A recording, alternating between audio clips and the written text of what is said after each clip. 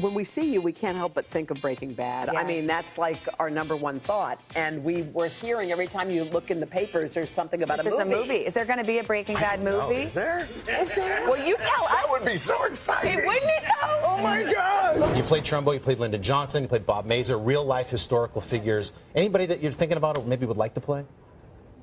I'd like to play Donald Trump at some point. Really? Oh, he's huge. He's this Shakespearean character, this serio-tragic comedic character. Who wouldn't want to take a bite out of that? Are you working on your huge? Huge. It's huge. Let me tell you something. And this I can tell you. Wow. It is huge. You got it down already. Do I really? I think it's don't writing know. I itself. think it's like a you need caricature right Your now. Seinfeld's very good, too, actually. I won't put you on the spot, but No, it's very good. No, I know. Jerry Seinfeld! Yeah. Oh, I'm offended as a comedian. Let's start with some shoes. I'm a size 16, but I'll take 10s this time. Your dad ran a bowling alley. He did. We got to bowl as often as we wanted to. I like that sound when you drop it too high. Boom.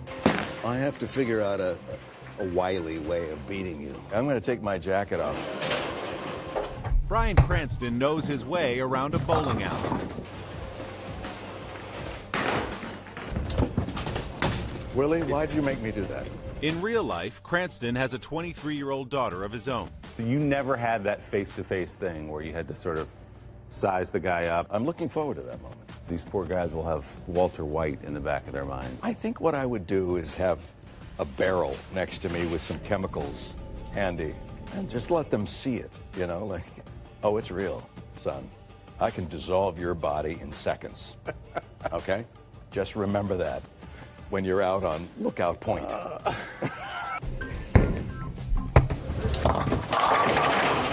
Yeah, try not to let anything, you know. Cranston gets in your head. Will you be good if at the end of your career, people say, Bryan Cranston, Walter White? That's the one character they remember you for. Yeah, I think that'll be the opening line of my obituary. You know, best known for, and that's fine with me, yeah. I mean, I'm very proud of it.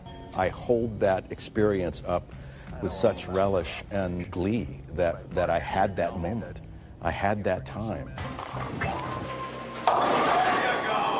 We just mentioned you have the Oscar, the Emmy, I mean, the whole thing, but now we're going to award you with the Teasy. Oh, my gosh. For the best tease ever done on the Today Show. Congratulations. Really? And you've won the chew toy that you put in your mouth.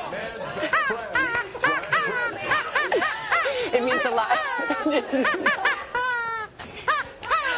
You said it so well. Yes, you said it so thank you. well. It's perfect because, of course, you are playing a dog Yes. in your new movie. I know. It's so much fun. I love this mutt. He's kind of a, I mean, he's a mutt, right? Yes. He's a leader, though, wouldn't you say? Yes, he is an alpha dog, I think primarily because he was a throwaway at a puppy and he had to survive on the streets and be tough and resilient, so he's that guy.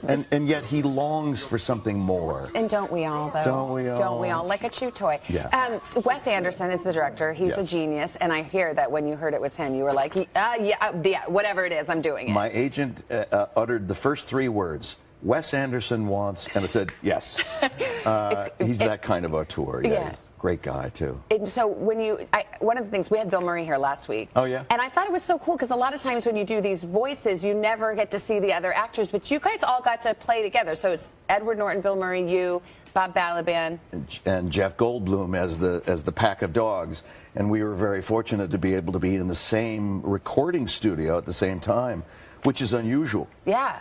But, you know, like dogs, we were I marked my microphone, you know, Bill made a mess on the floor. It was like, we were into our characters. Oh my gosh, don't make me take this newspaper. It's like, you know, okay. Good morning. Give us that line. He was good. I'm ready. I'm as mad as hell, and I'm not going to take this anymore. Oh, wow. Oh, that is classic. I just pinched something in my back. So, did you think, I mean, this was a classic movie back in the 70s. When you heard they were going to bring this thing to Broadway, did you think, wow, I think that could work? Yes, Yeah? I did. Well, actually, We did it in London, did it right? in London for 6 months at the National Theatre. Sorry, he just won the Olivier Award as well, which no is big that's deal. their Tonys, right? Yes.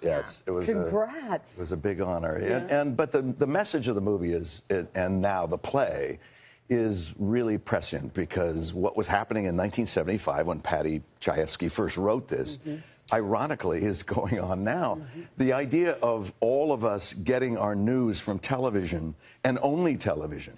So the message is, turn off your television. I was going to say. Not now. Not No, not now. yet. Not now, but soon. Not that there's anything wrong with that, Brian.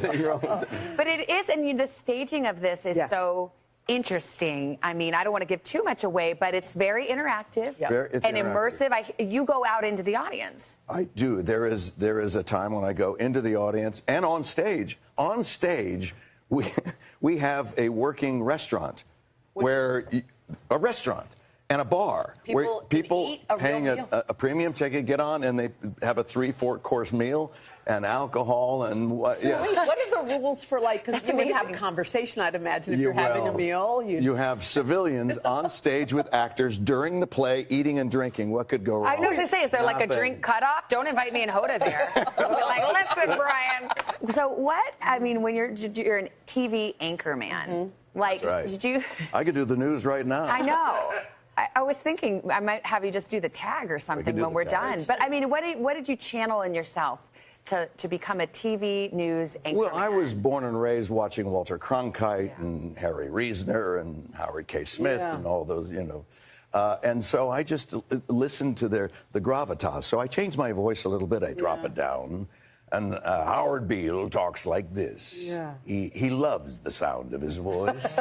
Because they all came from radio back then, so the that's voice right. was the thing. So the voice had to be very... Well, you are incredible. Will you take us to break with your awesome voice? You read prompter. Your we go. camera's camera 3, but you knew that. I knew camera 3. Bryan Cranston, thank you.